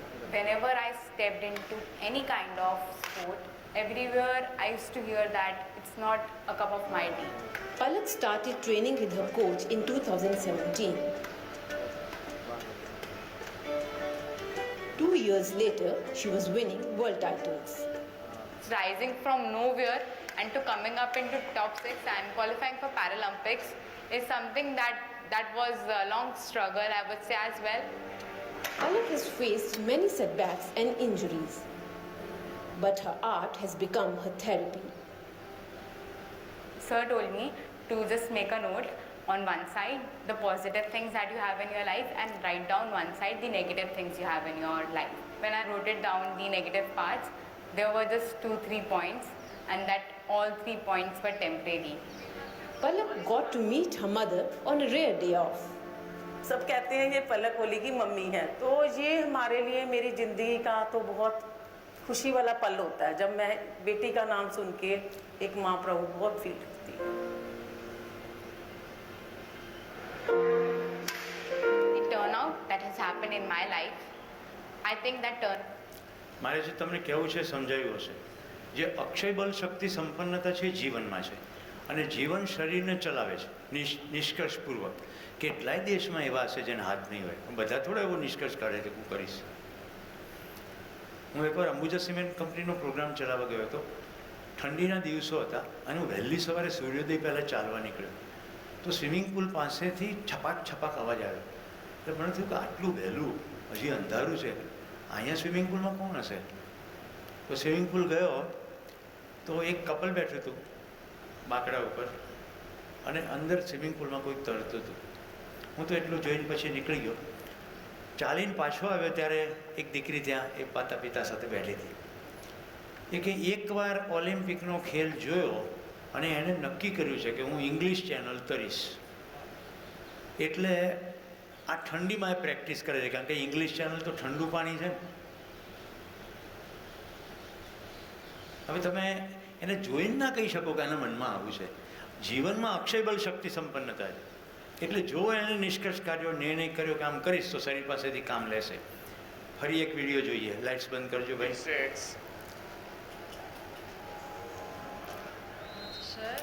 જુઓ એમના પગની સ્થિતિ. હવે એવું પણ થાય ને કે હવે આપણે પગના ઠેકાણાથી કંઈ રમવું નથી, પણ હવે એક નથી, આખી ટીમ છે.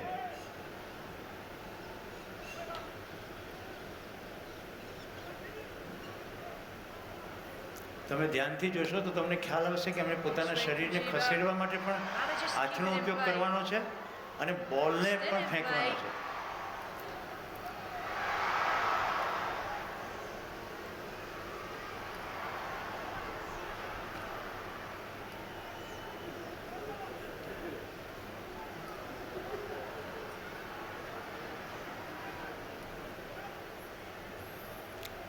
જીવન કેટલું એક સામટું કામ કરી શકે. સ્ટ્રેટેજી કે બોલ ક્યાં ફેંકીએ તો ગોલ થાય, અને એ ત્યાં ફેંકવા માટે કોને બોલ પાસ ઓન કરવાનો, એના માટે શરીરને કેવી રીતે ગોઠવવાનું. Unbelievable what we're seeing right now.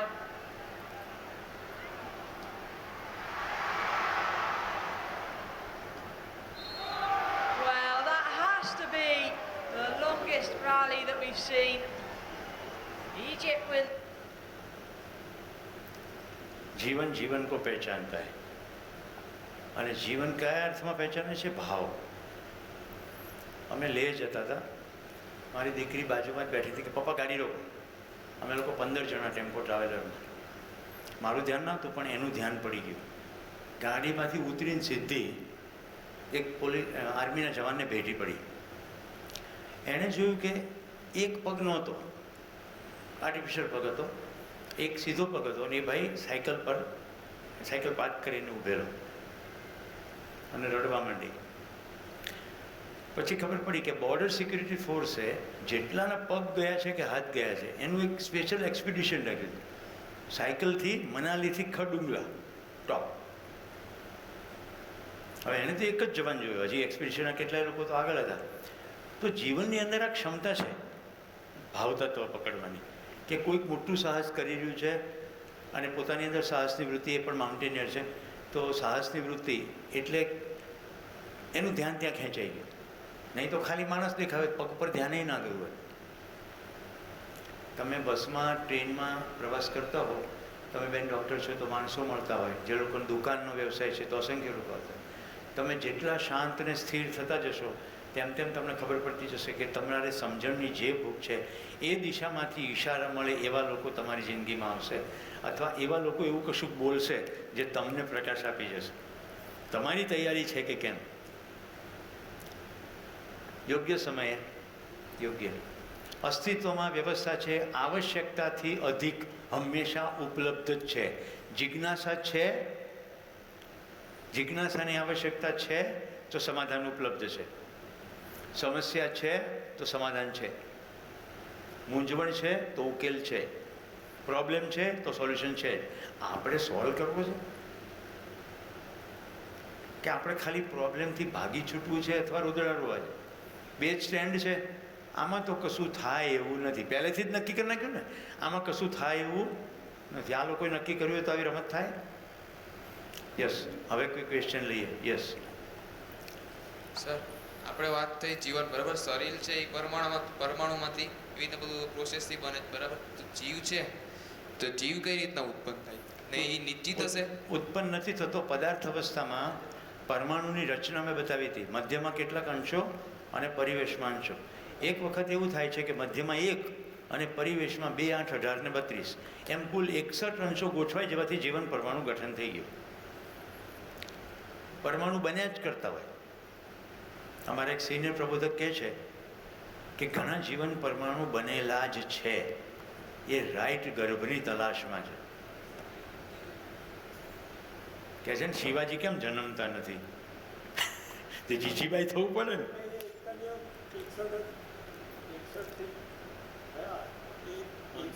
અંશ વડે એક જીવ બને. 61 અંશોથી એક પરમાણુ બને, એ પરમાણુનું નામ જીવન. એ એક જ પરમાણુથી એક જીવન બને. એક જ પરમાણુ, પરમાણુનું નામ જ જીવન. ઓક્સિજનનો પરમાણુ હોય કે નહીં? ઓક્સિજનનો પરમાણુને ઓક્સિજન કહીએ, રાઈટ? કાર્બનનો, હાઇડ્રોજનનો, સોડિયમનો, કેલ્શિયમનો, જે જુદા જુદા પરમાણુ, એમ જીવન પરમાણુ. પણ જીવન પરમાણુનું ગઠન આવું છે, મધ્યમાં 1, 2, 8, 18, 32 એમ. મધ્યમાં એક જ. આપણા શરીરમાં નહીં, તમારે એમ બોલવાનું, હું જીવન પરમાણુ આ શરીરને ચલાવું છું. નહીં તો 3 પાર્ટી થઈ ગઈ. હું, આપનું શરીર અને જીવન પરમાણુ. એક જીવન એક શરીરને ચલાવે, પણ જે શરીરને જે જીવન ચલાવી રહ્યું છે એની સ્વીકૃતિ હોય તો બીજું જીવન પણ શરીરમાં આવે. તૃષ્ણાના શરીરમાં તૃષ્ણાનું જીવન પણ છે અને બાળકનું જીવન પણ છે. અત્યારે આ શરીરમાં 2 જીવન છે, પણ ટેકનિકલી જુઓ તો એક શરીરમાં બીજું શરીર પણ છે, રાઈટ? એક શરીરમાં બીજું શરીર પણ છે અને એની અંદર જીવન પરમાણુ.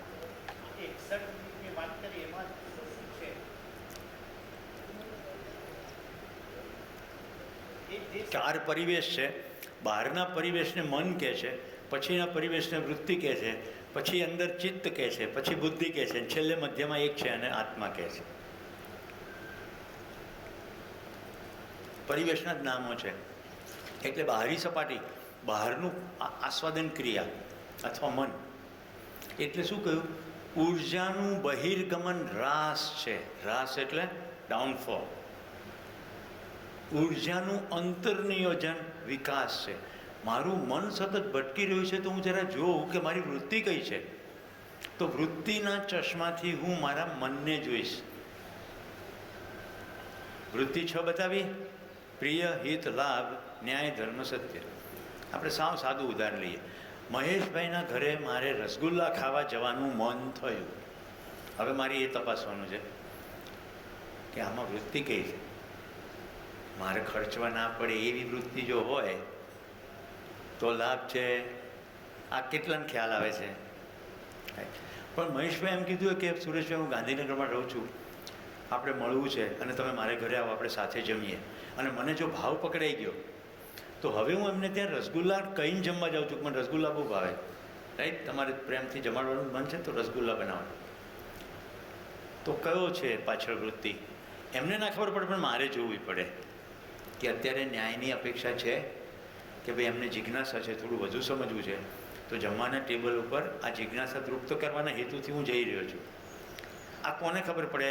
મને જ ખબર પડે કે મારા આસ્વાદનમાં પ્રિય પડ્યું છે, પણ પછવાડે વૃત્તિ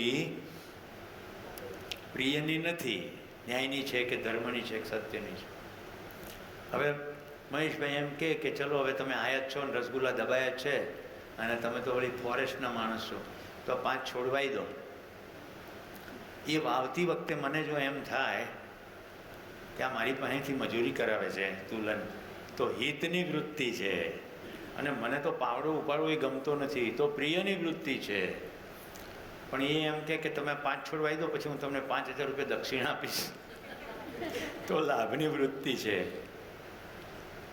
પણ જો મને એમ થાય કે અરે વાહ, વન્ડરફુલ ઓપોર્ચ્યુનિટી, એક સરસ તક મળી ગઈ, થોડો શરીર શ્રમ થશે અને 5 વૃક્ષો વાવીશું, પુષ્ટિ એનો ધર્મ છે, તો ન્યાય ધર્મ સત્ય એમાં ધર્મની વૃત્તિ, તો બિલકુલ ખબર પડે છે કે અંદરથી અવાજ આવે છે કે આ શું કરે જ ભાઈ. અત્યારે શું કરીએ છીએ આપણે? બહારના સ્તરે મારું ગમતું એટલે પ્રિય, એટલે કે રુચિ, સંબંધને કારણે કરું એટલે સંબંધ અથવા મૂલ્યમૂલક, અને લક્ષ્ય પ્રમોશન મેળવવા માટે સાહેબના ઘરે જઈને 5 ઝાડ વાઈ આવું. સમજણનું લક્ષ્ય નથી, શરીર સંબંધી. એટલે આસ્વાદન ક્રિયામાં આ ત્રણેય ડાયમેન્શન છે ને, જે રુચિ, મૂલ્ય અને લક્ષ્ય, એ મોટે ભાગે શરીરના સંબંધમાં, સુવિધાના સંબંધમાં જ કામ કરતા હોય. એ તો જોવા માંડીએ, જાગી જઈએ, અંતરનિયોજન કરીએ તો ખબર પડે. અને કેવી ખબર પડે? જેવું શિફ્ટ આવે ને એટલે સુખ વધવા માંડે, એટલે ખબર પડે અરે યાર આમાં વધારે મજા પડી. એમ કરતાં કરતાં કરતાં કરતાં સંબંધ પર ધ્યાન જાય. પછી એવું થાય કે મહેશભાઈ જ શું કામ, કનૈયાલાલ શું કામ, ઋતુ જ શું કામ, ઈશિતા જ શું કામ, કેમ બધાની સાથે સંબંધ નહીં, બધાની સાથે વાતચીત, હા, વિશ્વા સાથે કેમ નહીં, એનું નામ રહી ગયું. વિશ્વા, તારે મુંબઈમાં મારો શિબિર આયોજિત કરવાનો છે, કરી દઈશ? હું આવીશ નહીં, તને આયોજિત કરવાનો. આ તો રાજુ કાકાનો ભાવ છે, તારા માટે કહ્યો મેં. કેટલા લોકો મુંબઈમાં કનેક્શન ધરાવે છે અથવા મુંબઈ? ભાઈ રાજુભાઈ કાલે ખૂબ ખુશ હતા ને એને મને કહ્યું કે હવે મારું મન છે મુંબઈમાં શિબિર કરવાનું. મેં કીધું ખાલી અવાજ કરો, અસ્તિત્વમાં વ્યવસ્થા છે, બધું થઈ જાય, રાઈટ. જે લોકો મુંબઈમાં રાજુભાઈના સહયોગમાં આયોજનમાં કામ કરવા માંગતા હોય, મળજો એમને, કહેજો, તમારો ભાવ વ્યક્ત કરજો. શિબિર ચલાવવો એ મારો હેતુ નથી, ઓકે? એટલે તમારો પણ હેતુ એવો ના થઈ જવો જોઈએ કે મારે તો કંઈ જીવવું નથી પણ શિબિર ઓર્ગેનાઇઝ કરી આપીશ. સમજવું મતલબ જીવવું. હા, 100% કદાચ પહેલા દિવસથી ના જીવી શકાય, પણ એની નિષ્ઠા બની જાય. યસ, આ બાજુથી કોઈ હાથ ઉપર કર્યો? નમસ્કાર. આ પરમાણુનું જે ગઠન થાય છે 61 અંશનું, એ એક જ્યારે ગર્ભમાં એ એક જ જાય છે પરમાણુ ગઠનનો એકમ. એક ગર્ભ હોય તો એક પરમાણુ જાય, એ પરમાણુ નામ જીવન છે. પણ ગર્ભના 2 ફાડિયા થઈ ગયા હોય ને 2 ગર્ભ હોય તો 2 જાય, એટલે જોડિયા બાળકો થાય. અને એ ક્યારે જાય? 4-4.5 મહિને. એમ કેમ? મેધસ ડેવલપ થાય એટલે, કારણ કે ભ્રૂણ વિકસતું બધા અંગ ઉપાંગ વિકસવા માંડે છે અને બ્રેઇન પણ વિકસી રહ્યું છે. બ્રેઇન એવી સ્થિતિએ વિકસી જાય કે જેને જીવન એ કમાન્ડ કરી શકે. જીવન પરમાણુ બ્રેઇનના માધ્યમથી શરીર ચલાવે છે, એટલે બ્રેઇન વિકસી જવું જરૂરી છે. એટલે કોઈ માણસનો દેહ છૂટે ત્યારે એના જે જીવન પરમાણુ છે એ તરત બીજા દેહમાં જાય છે, એવું ન થાય? એ નિષ્કર્ષ ઉપર છે. મેં કહ્યું અગાઉ કે આગળની ગતિ માટે એવો ગર્ભ, એટલે કે એવા માતા પિતા ઉપલબ્ધ હોય તો તરત જાય. અને એ સમયે ન જાય તો એની સ્થિતિ રહે પુંજાકાર સ્વરૂપમાં, જે છેલ્લે શરીર ધરાવ્યું છે એવા પુંજ સ્વરૂપમાં રહે, પણ એ ગમે ત્યાં જઈ શકે. બરાબર. એટલે આસક્તિના કેસમાં એ જ ઘરમાં આસપાસ રહે. એના નિષ્કર્ષ અને એના સંસ્કાર મુજબ ગમે તે ગર્ભમાં જઈ શકે. એના નિષ્કર્ષ મુજબ જાય. નિષ્કર્ષ મુજબ. નિષ્કર્ષ એટલે રિઝોલ્વ, અલ્ટિમેટ ડિસિઝન. આમ જ કહીશ, આમ જ થવું. ભાઈ તમે આ 5 દિવસ શિબિર કર્યો, તમે શિબિરમાંથી કંઈક નિષ્કર્ષ કાઢ્યો ને, તો નેક્સ્ટ શિબિરનું એનાઉન્સમેન્ટ થાય તો તમે નિષ્કર્ષ પ્રમાણે નિર્ણય લેશો. રાઈટ? એવો નિષ્કર્ષ હોય કે મજા પડી ગઈ, થોડીક સમજણ નથી પડી, પણ વિશ્વાસ છે કે સમજણ પડી જશે, તો નેક્સ્ટ શિબિરમાં જઈશ. આ ભાઈ સંદીપે શું કીધું કે એક શિબિરમાં થોડા વસ્તુ રહી ગયું છે, તો નિષ્કર્ષ શું કાઢ્યો કે આ સમજવું છે મારે, તો તમે આ શિબિરમાં આવ્યા. એમ જ નિષ્કર્ષપૂર્વક જાય બધું જ. કાલે મને હિનાબેને રિક્વેસ્ટ કરી કે મારે સિસ્ટરને ત્યાં જવાનું મન છે. મને કાકા કે આદરથી વર્તે, એટલે મેં કીધું બેન આજે ના જા, કારણ કે આજે હું સત્યની વાત કરવા જઈ રહ્યો છું ને. પરમાત્માનું જે દર્શન છે એમાં જીવન ક્રિયાઓ છે બધી, એટલે આજની કન્ટિન્યુટી ના તૂટે તો સારું. એને સ્વીકાર્યું, એને નિષ્કર્ષ કાઢ્યો હશે ને મારી વાતમાંથી, એવોય નિષ્કર્ષ કાઢે ઠીક છે હવે એમને તો શિબિર ચલાવો છે તો એ સાચી જ વાત કહેતા હોય, પણ મારે જવું છે એ વધારે મહત્વનું છે, તો ના તો ગયા હોત. બે કેસની અંદર વ્યક્તિનો પોતાનો જ નિષ્કર્ષ છે. જો અત્યારે આ બેને નિષ્કર્ષ કાઢ્યો, 3 તકિયા લાયા. રાઈટ? રાજુભાઈના પિતાજી છે, આજ દિવસ સુધી શિબિરમાં તો નહોતા આવ્યા. આજ સવારે એમણે કહ્યું કે હું આજે આવીશ. રાઈટ? એમનું સ્વાસ્થ્ય ઠીક નથી. નિષ્કર્ષ, એમણે ત્યાંથી અહીંયા આવવું જ નહોતું, એમને ખેતર જ ગમે, એમને એ ભલાને એમનું ખેતર ભલું. રાઈટ? 86 એજ છે, પણ અહીંયા આવીને આરામથી એમણે 5 દિવસ આરામ કર્યો.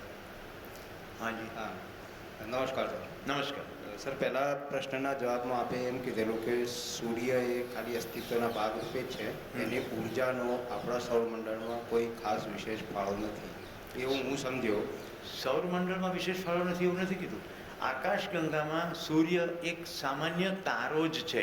બરાબર. આપણા સૌરમંડળમાં તો કેટલો વિશેષ ફાળો છે. તમારું મારું શરીર આ સૂરજ વગર કેવી રીતે બનવાનું? નહીં તો સૂર્યની ગેરહાજરીમાં પ્રાણ અવસ્થા સંભવ બને? ના, પણ એવી વનસ્પતિઓ છે ખરી અને હતી ખરી. હવે જે વનસ્પતિઓ અત્યારે છે તો પ્રકાશ સંશ્લેષણની ક્રિયાથી કરનારી વનસ્પતિઓ છે. હવે દરિયાના પેટાળની અંદર જ્યાં સૂર્યની રોશની પહોંચતી જ નથી ત્યાં પણ અમુક પ્રકારની વનસ્પતિઓ છે. એટલે પ્રાણ કોશિકાઓમાં પ્રાણનું આવાગમન કઈ રીતે થાય છે એ રચના ઉપર આધારિત છે. આપણે લીલા છીએ, આપણા શરીરમાં ક્યાંય લીલો કલર છે નથી ને? પ્રાણનું આવાગમન કરે છે કે નહીં? ફેફસાથી પ્રાણ આવન જાવન થાય છે ને? કેટલી બધી પ્રાણ કોશિકાઓમાં પ્રાણનું આવાગમન થાય છે, હરિતકણ નથી તોય. એટલે વનસ્પતિ પ્રાણ કોશિકાની એક રચના છે, લીલી વનસ્પતિ. એવી પ્રાણ કોશિકાની બીજી એવી રચનાઓ પણ છે કે જેની અંદર હરિત દ્રવ્ય નથી, જે દરિયાના પેટાળમાં થાય, જ્યાં સંપૂર્ણ અંધારું છે. ગર્ભમાં 4.5 મહિના પછી જીવનનો પ્રવેશ થાય તો એની પહેલાં એનો વિકાસ શેના આધારે થાય છે? કોનો વિકાસ? ગર્ભનો, ભ્રૂણનો. ગર્ભ તો પ્યોર પ્રાણ કોશિકાની રચના છે, વિકાસ થઈ જ રહ્યો છે, કન્ટિન્યુઅસ થઈ રહ્યો છે. એ તો જીવન આવ્યા પહેલાં થઈ રહ્યો છે ને. પ્રાણ કોશિકા સમયની જે 4 મહિના સુધી અથવા એમાં જીવ કહી શકાય ના. એ શું કરશે? તમે એ ઘરમાં જઈને શું કરશો જે ઘરમાં ખાલી 4 દિવાલ છે? તમે એ ઘરમાં જશો જ્યાં રસોડું છે, ખાવાની સામગ્રી ઉપલબ્ધ છે, તમને બનાવવાની સ્વતંત્રતા છે. 4 દિવાલવાળા ઘરમાં જઈને તમે શું કરશો? બધા ટેકનિકલ સવાલ ટેકનિકલી જ પૂછો. જીવનને જ્યાં કશું કરવાનું નથી એ ત્યાં શું કરશે? કરવા માટેનું સાધન જ નથી, લોચો છે ખાલી. એ પ્રાણ અવસ્થા કહી શકાય ને? પ્રાણ કોશિકાનો વિકસિત એકમ. પ્રાણ અવસ્થા નથી કહેતો હું, પ્રાણ કોશિકાનો વિકસિત એકમ. એ કેના જેવું છે? પ્રાણ કોશિકાના વિકસિત જીવડાઓ જુઓ, બધા નાના નાના જીવડા. આ વંદો જ લો ને, પ્રાણ કોશિકાથી બનેલી રચના છે, પહેચાન અને નિર્વાહ કરનાર. એને કોઈ જીવન ચલાવતું નથી. પણ હજી મોટા પ્રાણીઓ લઈએ તો એમાં મેધસ છે, પણ તોય પહેચાન અને નિર્વાહ કરવાનો જ કાર્યક્રમ છે, માનવાનો કાર્યક્રમ થતો નથી. કેટલા લોકો એવું માને છે કે સાપ પાળી શકાય? સારું છે, નથી માનતા. તમે માનો છો? સાપ પાળી ના શકાય. સાપ માનવીય સંકેતો ગ્રહણ ના કરે. હું સાપને ઓળખું છું, સાપને પકડી શકું, સાપને બચાવી શકું, એટલે મને બિલકુલ ખબર. કોબરા સાપને, મારા એક મિત્રનો દીકરો છે આરીફ ઠેબા, ગાંધીનગર, નૂર ઠેબાનો દીકરો. કોબરા એને પકડ્યો. હવે હું ઝાટકો ખાઈ ગયો, કારણ કે મને ખબર છે કે કોબરા તો ઝેરી છે, ગયે કામ છે. મને ખબર છે એટલે હું એવું સાહસ નહીં કરું, હું ચીપિયાથી જ પકડીશ. એને હાથથી પકડ્યો, હાથથી પકડ્યો અને એટલું જ નહીં, મને ડેમો કરીને બતાડ્યું, ઠેઠ આમ લઈને ઠેઠ મોઢા સુધી. સાયન્સ શું છે, આવી મુવમેન્ટ સાપ ઓળખી શકે છે, પણ આવી મુવમેન્ટ સાપ ઓળખી શકતો નથી. થાઈલેન્ડમાં કોબરાના ખેલ થાય છે. વર્ટિકલ મુવમેન્ટ આવી રીતે કરો તો સાપને કંઈ ફરક નહીં પડે, પણ આમ કરશો એટલે સાપ તરત જ હલવા માંડશે. તો જે લોકો સાપને મદારીઓ પાળે છે એમ બોલે છે, એને બધા સાપના લક્ષણોની ખબર છે, પહેચાનના અને નિર્વાહ કરના. પ્રાણ કોશિકાનો વિકસિત એકમ છે, સૌથી મોટી કરોડરજ્જુ ધરાવનાર એકમ છે. સાપને પાળી શકાય નહીં, બંધ રાખી શકાય, પાળી શકાય નહીં. સાપ સૂચનાઓ ગ્રહણ ના કરે, સાપ ખાલી આમામ આમામ કરે, દેટ્સ ઇટ. સાપ દૂધ પીતો નથી, પણ તો દૂધ પાય છે ને. ઘણા બધા દિવસ સુધી પાણી પણ ના પીવા દીધું હોય, ખોરાક ના આપ્યો હોય, એટલે ખોરાકમાં જ પાણી મળે પણ ખોરાક જ નથી આપ્યો, તો પછી દૂધ પણ પી લે. સોયો ભોંકી ભોંકીને અંદર વાળ નાખવામાં આવે છે. સાપને મૂછો હોતી નથી. અને પાળવાવાળા તમામ લોકો એની જે ભૂંગળી જેવી દાઢો છે ને એ સૌથી પહેલાં કાઢી નાખે. હા, અને એ ના કાઢે તો પાછળની ઝેરની ગ્રંથિ કાઢી નાખે. બાકી કોઈ સાપ પાળેલો કે ભાઈ તે તો મને પાળ્યો છે ને એટલે હું તો તને નહીં કરું. આપે હમણાં વાત કરી હતી કે સમાધિમાં પણ પ્રશ્નોનું નિરાકરણ મળ્યું નહીં દાદાને, તો એમને પછી મળ્યું એના કારણે સંયમના કારણે. સંયમ મતલબ ધ્યાન, ધારણા અને સમાધિ ત્રણે એક જ જગ્યાએ, ત્રણેયને એક જગ્યાએ ફોકસ કર્યું. ફોકસ થાય એટલે એને તો એ એના આગળનું સ્ટેજ છે, સમાધિની આગળનું સ્ટેજ છે. સમાધિ થઈ છે કે નહીં એને પુરવાર કરવા માટે યોગીઓ સંયમ નામની ક્રિયા કરે છે, આવું દર્શન કહે છે. ઓકે, પણ સંયમની ક્રિયા કોઈ વસ્તુ ઉપર કરે છે. પહેલી વાર એવું થયું કે એમણે ખાલી જગ્યા ઉપર સંયમ કર્યો, આ ખાલી જાણ. અને ખાલી જગ્યાનો મહિમા જે છે, જેને ઈશ્વર કહ્યો કે આખું અસ્તિત્વ ખુલી ગયું. એ એવું કહેતા કે જેમ ફિલ્મની પટ્ટી કેમ ચાલતી હોય એમ અસ્તિત્વ મારી સામે પોતાના બધા રહસ્યો ખોલતું ગયું. એટલે તો આશ્ચર્યની વાત એ છે કે કોઈ નિશાળમાં ગયા વગર આ પરમાણુની અંદરના અંશોની સંખ્યા કહીને ધાતુ અધાતુ આખું પિરિયોડિક ટેબલની બધા જ એલિમેન્ટ કેવી રીતે છે એ કેવી રીતે વ્યક્તિ કહી શકે? એવી વ્યક્તિ સાથે ડૉક્ટર હોમી ભાભા કે ડૉક્ટર કલામ સંવાદ કેવી રીતે કરી શકે જેને સાયન્સનું કોઈ બેકગ્રાઉન્ડ નથી? અને છતાં એમણે પોતે કીધું છે કે કોઈ ચમત્કાર નથી, વ્યાપક પોતે પારદર્શી છે, આખા અસ્તિત્વમાં વ્યાપક બધે જ છે. એટલે પ્રત્યેક એકમ બીજા એકમ ઉપર પ્રતિબિંબિત છે અને ધ્યાન દેવાથી પ્રત્યેક વ્યક્તિ સમજી શકશે. એટલે મહેરબાની કરીને મારો ફોટો, પૂજા કશું જ આવું કરવાનું નથી. એમના પુસ્તકમાં પણ સ્પષ્ટ લખ્યું છે, સમગ્ર માનવ જાતિ કો મેં અર્પિત કરતા. અને એવું કીધું છે કે મારા પ્રયત્નથી નહીં, બલકે સમગ્ર માનવ જાતિના સદીઓના પ્રયત્ન થકી મારી મહેનત કરતાં મને વધુ મળ્યું છે. પરમ નમ્રતા સાથે હમણાં વાત કરી.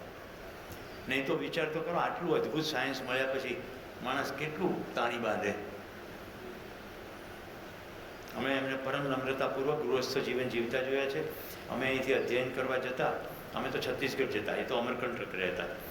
અમરકંટકથી દર 3 મહિને આદિવાસીઓ જે છત્તીસગઢના છે એની નાડી પરીક્ષા માટે આવે દવાઓ લઈને, અને અમારું અધ્યયન સત્ર હોય એટલે અમે એમની ડાયરેક્ટ એમની પાસે શીખી શક્યા. જ્યારે પણ કોઈને તપાસે પછી તરત કે રાઈટ કે પૈસા દઈ શકશે કે કેમ, તો જ પૈસા લેવાનો, નહીં તો નહીં.